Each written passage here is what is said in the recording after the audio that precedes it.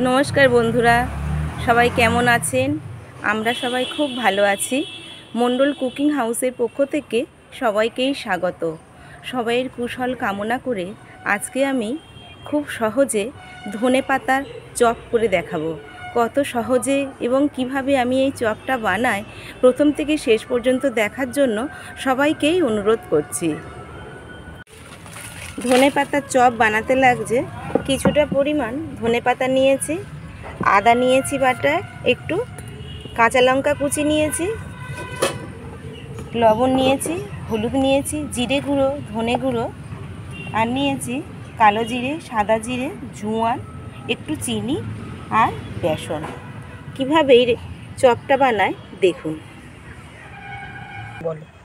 মা এখন ধনেপাতাগুলো বেছে ছোট ছোট করে কুচি করে নিচ্ছে।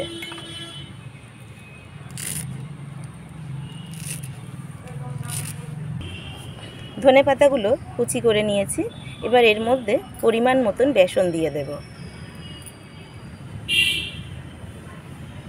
এর মধ্যে কুচি করা কাঁচা লঙ্কা দিয়ে দেব, আদা বাটা দিয়ে দেব, পরিমাণ মতন লবণ দিয়ে দেব, হলুদ গুঁড়ো, জিরে গুঁড়ো, ধনে গুঁড়ো দিয়ে দেব। এবার এর মধ্যে কালো জিরে, সাদা জিরে, জোয়ান আর স্বাদ মতন চিনি দিয়েছি। ধনেপাতার বড়া করলে একটু চিনি না দিলে ভালো লাগে না খেতে। সমস্ত উপকরণ টাইট করে পাতার সঙ্গে মেখে নিতে হবে। একটু একটু করে জল দিয়ে মাখতে হবে, বেশি নরম করলে হবে না, টাইট করে এটা মাখতে হয়। খুব ভালোভাবে মাখাটা হয়ে গেছে।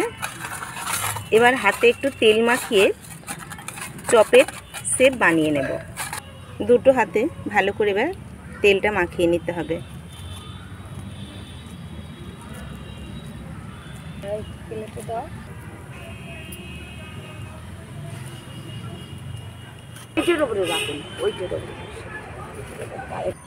কড়াতে এবার পরিমাণ মতন তেল দেওয়া হচ্ছে চপগুলো ভাজার জন্য।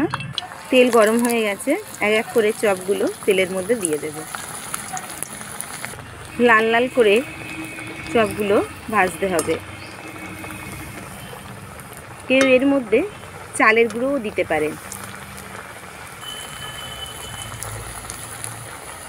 আজকে সন্ধেবেলা আছে টিফিন মুড়ি আর ধনেপাতার চপ। লাল লাল হয়ে গেছে, এই অবস্থায় তুলে নিতে হবে।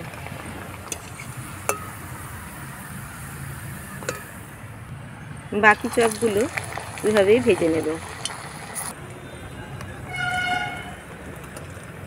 এনে নিবি সোমবার। সব চপগুলো আমাদের ভাজা হয়ে গেছে। ধনেপাতার চপগুলো বানানো হয়ে গেছে। বানাতে বানাতে অনেকটাই খাওয়া হয়ে গেছে। যেটুকু আছে তার মধ্যে দেখাচ্ছি, দেখুন ভিতরে পুরো ঠাসা পাতা। তাহলে দেখলেন কিভাবে ধনেপাতার চপ বাড়িতে কত সহজে বানানো যায়। যদি আমার এই রেসিপিটা ভালো লেগে থাকে তাহলে অবশ্যই আমাকে একটা লাইক, কমেন্ট, শেয়ার করবেন। চ্যানেলটা নতুন কেউ দেখে থাকলে চ্যানেলটাকে সাবস্ক্রাইব করবেন। সবাই ভালো থাকবেন, সুস্থ থাকবেন, সাবধানে থাকবেন। পরের দিন নতুন কোনো রেসিপি নিয়ে চলে আসবো। টাটা।